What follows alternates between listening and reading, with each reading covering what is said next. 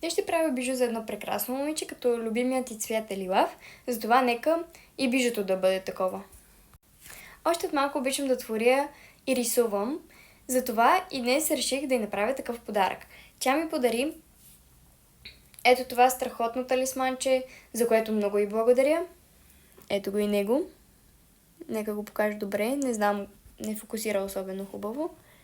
Съжалявам за което. Ето това слонче. Много е хубаво, много си го обичам и много благодаря. Сега нека и аз да й направя хубав подарък и да се позаря наистина много за него. Разбира се, гривната й няма да я направя от ластици. Ще я направя от маниста. И сега ще видя какви. Но първо нека ви покажа. Взела съм коледните, не знам защо. Може би заради перличките и заради белите плоски маниста, може и тях да ги взема. Но още не съм сигурна дали ще го правя с плоски маниста. Чудя се, това е един от вариантите. Тези са почти свършили, защото на Коледа винаги в нашето училище се организира коледен базар и аз всяка година нямам търпение да участвам. 5 месеца или 6 даже преди това с мама и кака обсъждаме и мислим какво да направим за коледния базар тази година. Нали, то още е лято, обаче кога наближи време. И винаги избираме хубави идеи, според мен. Като тази година реших да направя обеци и гривни, за благотворителност, разбира се. Като ги продам, като съберем парите, после се дават за болните деца, за болници, за деца с увреждания, което е много хубаво и наистина много се радвам, че живея в такава среда, в такова училище. Много си го харесвам и да, затова свършиха толкова бързо. Защото направих доста гривни, за което много се радвам, защото са за добра цел. Вторите маниста са тези. Аз много ги харесвам и много са. Като вече някои са изхабени, защото правих на приятелки, като аз им ги продавах. Да, в училище си ги разменяхме и така, и аз им ги правих, те ми плащаха и така нататък. Беше много забавно. Може би от тук ще ползвам само лилавото и бялото, нещо такова, перлички. Може, някакви усмивчици, зърчица, буквички, но тези няма да ги ползвам, защото не са тези цветове, които тя иска, тя харесва. Аз ще я изненадам, тя не знае за това, но да, това са вторите. Третите, като реално те са доста, но да кажем, са ето тези. И във всяко си има отделно неща, различни. Наредени са по начина, по който на мен ми харесва, по специална наредба, не са просто така сложени кутийките, но нека най-вероятно, ако ползваме от тук, да ползваме ето тези. Имам 2 кутийки от тях, да е пълни. Може би и тук има сините, не ми трябва да има някакви ластици, тях няма да ги ползвам. Може и ето тези да ползваме. Да ползвам, аз ще я правя гривната. Няма значение.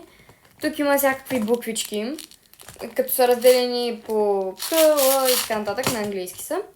Може да я напиша името. И мисля, че това от тук ще ползвам. Може да сложа нещо такова, ако е герданче. Ето имам такива. Всякакви Орео имам, понички, близаки, Starbucks дори, Орео, много са, да. Четвъртите маниста са тези, от които най-вероятно ако ползвам нещо, ще ползвам ето тези две, защото най-много ми харесват, тези са твърде големи, а това е единично. И да. След като направя гривната, ще я сложа в една от тези кутийки. Тази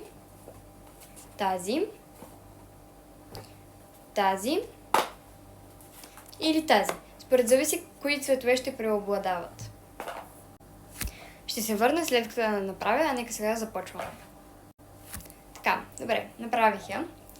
Сега ще ви покажа как изглежда. В крайна сметка реших да е с ето тези цветове. Тези 4 плюс розовото. От всички да има. Съжалявам, че на ръката ми пише това. Просто не се завършихме и правихме там някакви трендове,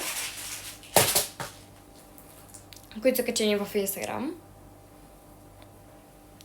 Ето и как стана гривната. Няма да показвам, защото реших да направя и с име. Не знам дали тя иска да го показвам, но ето горе-долу как стана. Това е гривната основно. Така не мисля, че ще се види толкова името. Да, и реших да я сложа в ето тази кутийка.